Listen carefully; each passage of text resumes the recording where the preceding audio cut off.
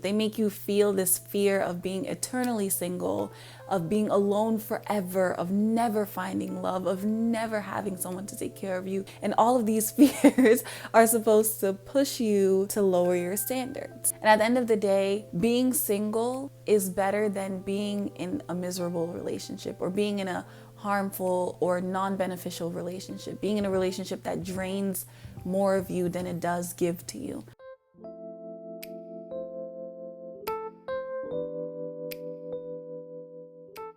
Assalamu alaikum and welcome back to my channel. It's your girl Sawdatou. If you're new here, hi, hello and welcome. Thank you so much for clicking on this video, and if you're returning, thank you so much for subscribing. Today's video I'm going to be talking about why we should never settle. Why did I title this "Don't Let Someone Shame You Into Settling"? Because I think a lot of times all of us kind of get to a place in our lives, especially when we're in our mid 20s to late 20s, we kind of get to a place in our lives where we know what our standards are. We know what our baseline is in terms of what we're looking for in a partner. And a lot of times when we get past the age of I want to say 25, or even in some communities past the age of 22, 23, people start worrying that oh my God, you're still single at this age. It must be you who's the problem. So therefore you need to change your standards. And they're not just going to suggest it kindly. They're not just going to say, maybe you should change your standards. I don't know, just my suggestion. They shame you into it. They make you feel this fear of being eternally single,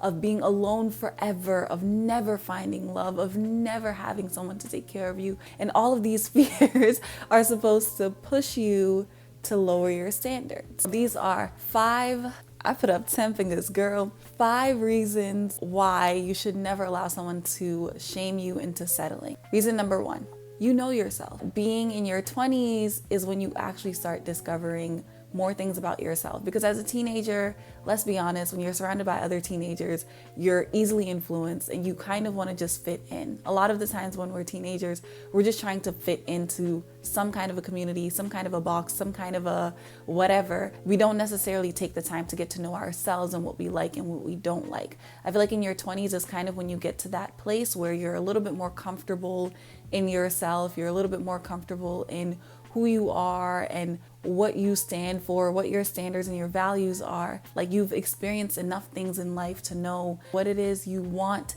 in a relationship, what it is you want in life in general. You might not have it all figured out, but you have a pretty solid belief in self and understanding of yourself. Other people can't shame you into something when you already know yourself. And I feel like if you grew up in certain communities, you're older than 23 and still single, there are certain characteristics that you kind of build. So one of them being that you've gone through the trenches, okay? You've probably tried every dating app that exists on this earth. You have tried getting set up by family members, by friends. You have tried meeting people at the masjid. You have tried meeting people at school. You have tried meeting people at the grocery store. You've literally done so much. And because of these things that you have experienced, you learn more about yourself. You also have the opportunity to do a lot more self-work. Not saying that anybody who's married before 23 hasn't done any self-work, but because you're still single, because you still have that sense of autonomy, you're able to do a lot of the self-work, as in dealing with your demons, dealing with your dark side, dealing with your traumas, dealing with anything really that needs to be dealt with, I believe, before getting into a relationship. And since you know yourself at this point, you can't really betray yourself. You can't betray yourself by lowering your standards or doing what doesn't feel right for you or what doesn't feel good for you at this point in time. Maybe when you were a teenager, you could easily betray yourself because you wanted to fit in, because you wanted to be part of the crowd. You didn't really know yourself.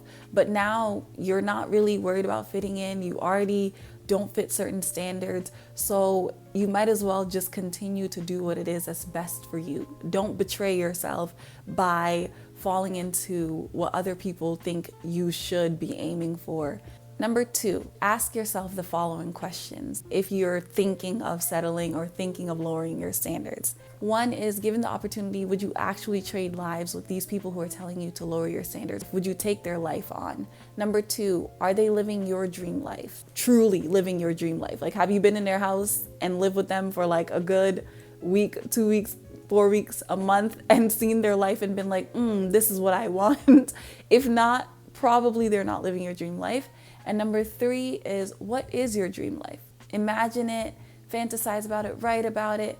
Remind yourself why it is you have these standards and how they correlate to that dream life that you have in your imagination. Personally, I'm a little bit embarrassed to admit it, but I'm going to admit it here, okay, guys? I feel like this is a safe space. I have a document called I Am the Main Character, and I haven't written in it in a while, but what I would do is I would write about my day-to-day. So I would write like what I did, what I ate, who I hung out with, and there I noticed like what it is that I'm looking for when I am in a relationship, the kind of dynamic that I expect to have. Having those imaginations and having that like little document where I can see my imaginations on paper makes it so that when I'm about to settle, I remind myself why it is I have these standards. Number 3, you have your standards for a reason. So you might have been disrespected. You might have been financially unsupported. You might have felt unprotected, unloved, uncared for by the men in your life or men that you've been in relationships with in the past. You might have tried being with someone that you're not attracted to, that is not to your standard of attractiveness,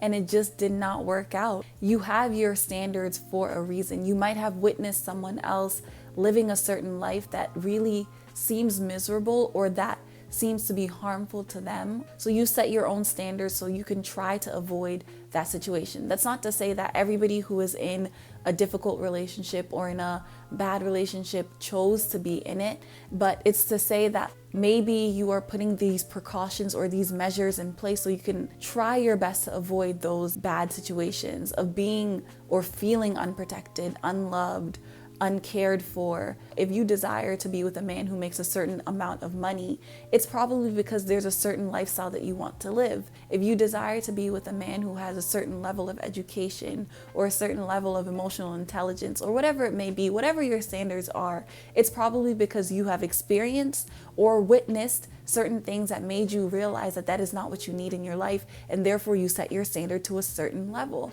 So you have your standards for a reason, therefore should nobody be able to shame you into lowering them. Number 4, so contrary to popular belief, your standards are not unrealistic. So I say this because a lot of the times when people have tried to convince me out of my standards or convince me into settling, they try to push on to me this idea that what I am aiming for or striving for is just so unrealistic. It's out of this world. It's the stuff of fairy tales and sci-fi, but it's just like, no, it's attainable. And it's not attainable because of who you are as a person or necessarily what you're deserving or worthy of. Especially as a believer in God, you should believe that God has got you. And because God is a gracious, merciful, loving Lord, He will give you what it is that you want and need in a relationship. I would say, don't think your standards are unrealistic, because also Allah subhanahu wa ta'ala has infinite power. Nothing is impossible for Allah subhanahu wa ta'ala. So you ask of Allah subhanahu wa ta'ala, it might seem unrealistic in other people's eyes, but Allah subhanahu wa ta'ala says be, and it is. Just remember that your standards are not unrealistic, because I think when you get to the point where you start thinking, oh, are my standards unrealistic, you can easily be convinced into lowering them. But remind yourself that no, it's attainable, not because of who I am and not because of what I deserve or what I don't deserve or what I've worked for or what I have not worked for, but because of who my Lord is and what I believe of my Lord. And at the end of the day, there are people who look like you, who have the same level of education as you, who came from the same financial, socioeconomic backgrounds as you, who are living your dream life. So therefore, it must be realistic. If real people are living that real life that you dream of, it is not unrealistic then. It is not unattainable. The 5th reason, last but certainly not least, is doing anything because of shame will lead to nothing but regret, resentment, or discontentment. Remember that these people, going back to the beginning of the video, they're using shame to try to get you to lower your standards. So they're using fear. We learned that Shaitan is the one who pushes us towards action through fear, pushes us towards doing things through fear. Whereas Allah subhanahu wa ta'ala inspires us with hope in order to take action and continue doing the things that we do, or striving for excellence or striving for goodness or whatever it may be. Not that I'm saying that these people is satanic. I'm not trying to throw nobody under the bus, but I'm just saying that realize the difference between the two tactics. That Shaitan, who is miserable, wants company in his misery, is pushing you to do things that are haram or that are sinful or that are harmful to your well-being through fear of missing out, through fear of whatever it may be. That is how shaitan convinces you into things. So the same way these people are kind of trying to convince you out of your standards by fear-mongering you. Whatever their reason is for trying to convince you out of your standards, just recognize at the end of the day, it's based off of fear. It's not based off of hope. It's not based off of reason or logic or positive emotions. And at the end of the day, being single is better than being in a miserable relationship or being in a harmful or non-beneficial relationship, being in a relationship that drains more of you than it does give to you. And also going back to the whole thing about how Allah subhanahu wa ta'ala inspires us through hope. Allah subhanahu wa ta'ala inspires us through hope so that we don't give up and so that we can keep pushing forward. Even when the going gets tough, the tough gets going, we're going to continue to hope. We're going to continue to feel a sense of wanting to not give up or not giving up simply because we have this hope in the end goal or the payout being better than the struggle that we're going through at the current moment. So those are my 5 reasons why you should not lower your standards. You should not ever be shamed into or scared or fear-mongered into settling. If you guys have any other reasons why you shouldn't settle, please let me know in the comment sections down below. I really do wish and pray for everybody to have the life that they dream of. May Allah subhanahu wa ta'ala continue to allow us to be inspired by hope and allow us to continue to push towards the life that we strive for, that we aim for, that fulfills us, that gives us joy and happiness. Ameen. And I'll catch you guys in the next one, inshallah. Assalamu alaikum. Till then, peace and love. Bye bye.